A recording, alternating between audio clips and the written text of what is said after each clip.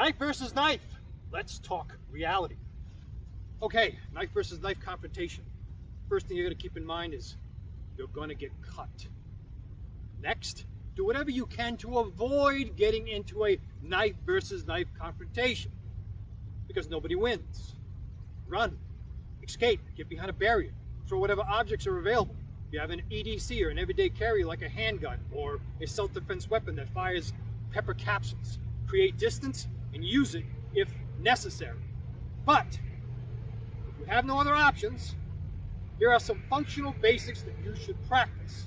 Now, if John comes at me with an angle 5, let's say, and I cut and I check, and then he comes at me at an angle 7, and I stab, and I disarm, and I slice his throat, and I put him into a hammerlock, and I stab him into the body. That's not reality. I mean, that kind of stuff looks cute. It's good for movies, it's good for seminars, it's good for demonstrations, but that's not knife versus knife.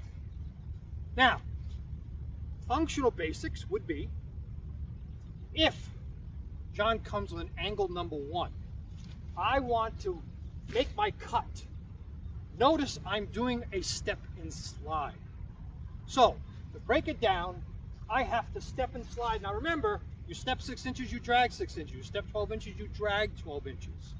I have to step and slide as I evade my upper body, as I protect my throat, and as I meet the force or make my cut. One more time. You want to do that all at once. Step and slide, evade, protect your throat, meet the force, make your cut, or defang the snake. Let's look at that again. Angle 1, I'm here. Now, if your blade is sharp enough, and if you cut deep enough, you will be cutting the flexor tendons, which are responsible for closing your hand, enabling things like gripping or making a fist. That's on an angle 1. If it's an angle 2, as it comes with that angle 2, it is the same concept. I'm stepping and sliding, I'm making my cut. All that together, I'm going to go slow. It comes with an angle 2. I step and slide. Now here, step and slide, evade, and make your cut as you're protecting your throat. One more time, a fast angle 2, make your cut.